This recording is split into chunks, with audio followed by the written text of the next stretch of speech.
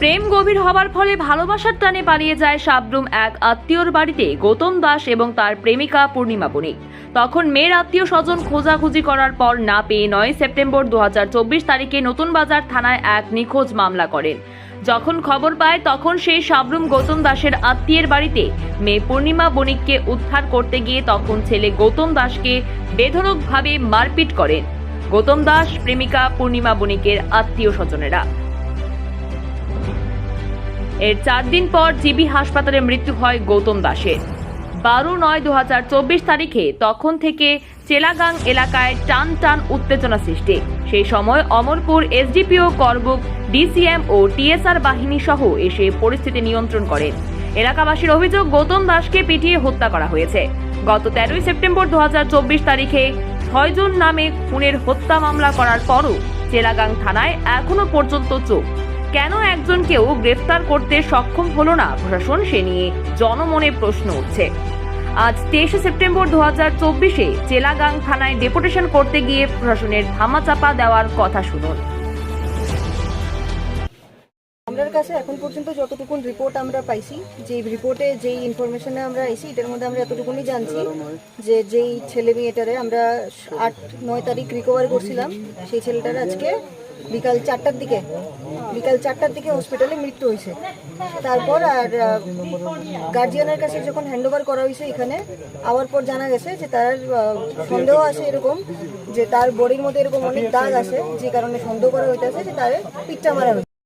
না স্পটটা এরকম কোনো স্পটই পেয়েছে না, তার বডি উল্টে কোনো স্পটই পেয়েছে না, ইন্টারনাল কোনো ইনজুরি নেই, কোনো ইন্টারনাল ইনজুরি। এখানে যখন দেখা গেছে এটা তো লিখিত দেখছে তো ঠিক আছে, এটা দেখা গেছে যে রেডি লিখতে 16টার মধ্যে আমরা 16টার মানে কি তা এটা যেই কি পজিশনে আছে, যেই অবস্থায় আছে, যেই রকম আছে এরকমই আমরা লিখিয়া ডাক্তারের কাছে এটা এবার ডাক্তার পরীক্ষা নিরীক্ষা করে এটা পাইবে এটা কি কারণে কি আপনি এটার মধ্যে কোনো কত ভিন্ন আছে কিনা, এটা এরকম করলে কি লোকটা লোক মারা যেতে পারে কিনা, এরকম ধরনের সবগুলো এরা ইয়ে করে তারপরে একটা অপনিয়ম দেয়। একটা লোক কেমন মরে যাবে এত সহজ না, কত শুরু কত ফুটো লেগে যাওয়ার মতো না, ইন্টারনাল কোনো ফুটো মুটো হয়ে যায় তো এটা লোক মারা যায়। আমাদের এমন এমন পার্টস আছে যেগুলো এটার মধ্যে কোথাও পিএম রিপোর্টে কোথাও এরকম ধরনের কিছু একটা আছে, ঠিক আছে, আমরা তার ভিতরের যে ইন্টারনাল পার্টস আছে পার্টসের কোথাও একটা ফুটো হয়ে গেছে। আমরা যখন এটা আইলো আমরা এই পিএম রিপোর্টও পাইব, আপনারা প্রেয়ার করলে আমরা পিএম রিপোর্টে দিব, তখন পিএম রিপোর্টের থেকে আমরা নিয়ে ডাক্তারদের যারা ভালো বুঝে ডাক্তার তারা নিয়ে দেখাইয়া, আমরা যদি নিজেরা বুঝে না আমরা যে কোনো বিশ্বস্ত ডাক্তারে নিয়ে বুঝাইয়া আপনারা করব, তখন আমরা বুঝতে পারবো কি কারণে রোগটা মারা গেছে। শুধু আমরা কথায় আপনারা সন্তুষ্ট হবেন না, আপনারা নিয়েও চাষ করতে পারবেন, আমরা এই সুযুক্ত হইব, ঠিক আছে, একটু টাইম পেন, ঠিক আছে। এই রিপোর্টটা আইলে আমরা আপনারা পিএম রিপোর্টে একটা জেরক্স করে দেবো, তখন আপনারা এটা নিয়ে অন্য ডাক্তারের কাছে সব পরামর্শ করেন যে এটা কি কারণে এই রোগগুলি কি মানুষ করতে পারে, আপনারা জানেন এটা আপনারা অধিকার আছে। শুনলেন তো চেলাগাং থানা ইনচার্জ বিমল বৈদ্য কথা। এখন তো প্রকাশ্যে হয়ে গেল, প্রশাসনেরাও ধামাচাপা দিচ্ছে, কিন্তু গৌতম দাসের মৃত্যুর ঘটনা নিয়ে সকল ত্রিপুরাবাসী জানেন। এখন জনমনের প্রশ্ন একই, ত্রিপুরা রাজ্যের সুশাসন হচ্ছে নাকি দুঃশাসন? তাহলে কি গৌতম দাসের হত্যা মামলায় কোনো সুবিচার পাওয়া যাবে না? সে নিয়ে বারবার জনমনে প্রশ্ন। যদি অতি সত্বর গ্রেফতার করে দোষীদের শাস্তি দেওয়া না হয় তাহলে আগামী দিনের আবার বৃহত্তর আন্দোলনে নামবে।